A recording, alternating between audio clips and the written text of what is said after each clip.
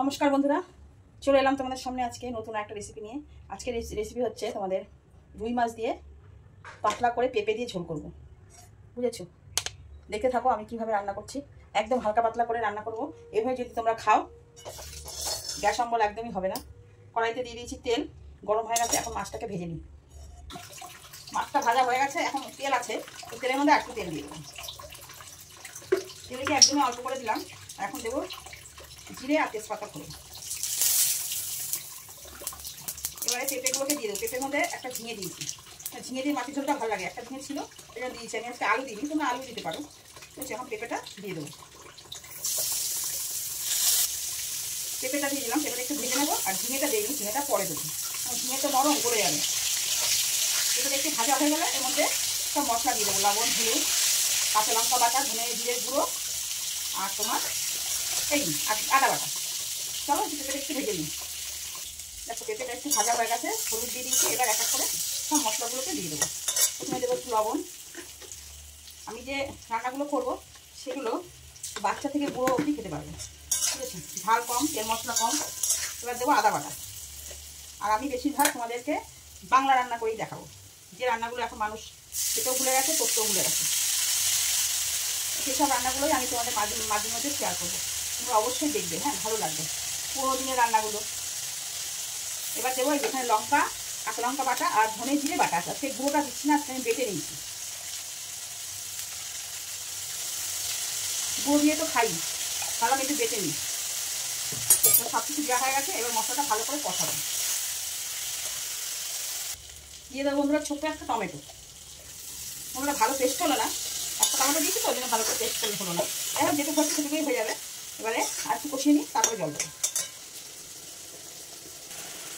তরকারি থেকে টমেটো দিলে তরকারির টেস্টটা খুব ভালো আসে।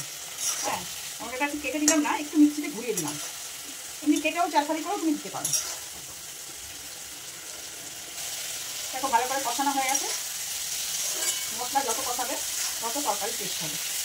সুন্দর করে কষিয়ে নিয়েছি, তেল ছেড়ে দিয়েছি। এবার দিয়ে দেবো জল। ঝোল ঝোল করবো, তাই একটু জল দিলাম। দেখো ঝোলটা ফুটে উঠেছে। এখন ঝিঙেগুলো দিয়ে দেবো। ঝিঙে একদম গলে গেলে ভালো লাগে না। আর মাছের মাথাটা দিয়ে দেবো, দিয়ে আমি একটু ঢেকে দেবো, গ্যাসটা কমিয়ে। তারপর পেঁপেটা সিদ্ধ হবে, সিদ্ধ অনেকটা হয়ে গেছে যদিও। তারপরে তোমার মাছটা দেবো। মাছটা যেহেতু ভাজা, সেহেতু বেশি ফোটাবো না। দেখি পেঁপেগুলো সিদ্ধ হলো।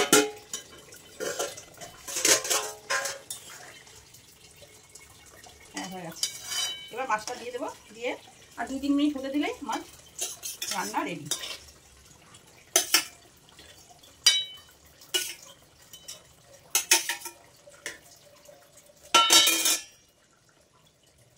লঙ্কা দিয়ে দিলাম, কাঁচা লঙ্কা। এবার একটুখানি ঢেকে দিই। এখন একদম গ্যাসটা বাড়িয়ে দিলাম। এখন টক করে ফুটছে। আর 1 মিনিট মতো ফুটিয়ে নামিয়ে দেবো।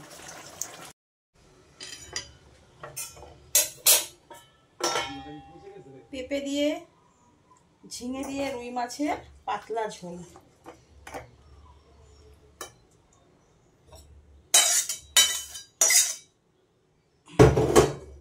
দেখো কেমন হয়েছে। সবসময় রিচ খাবার খেতে নেই, মাঝে মাঝে পাতলা খাবার খেতে হয়, জানো তো? থালাটা ছোট হয়ে গেল। প্রচন্ড গরম। এখান থেকে দেখো, দেখতে পাচ্ছ? তোলা যাচ্ছে না, দারুণ গরম। দাঁড়াও, তাও চেষ্টা করো। সবসময় রিচ খাবে না, মাঝে মধ্যে হালকা পাতলাও খাবে, বুঝেছো? এই দেখো পেঁপে দিয়ে পাতলা ঝোল, গরম ভাত দিয়ে হেভি লাগবে। কাঁচা লঙ্কা আর তোমার আদা জিরে বাটা দিয়ে আর ধনে বাটা। আজকে হাতে বেটে মশলা করে করেছি। থালাটা একটু ছোট হয়ে গেল, ঠিক আছে, অসুবিধা নেই।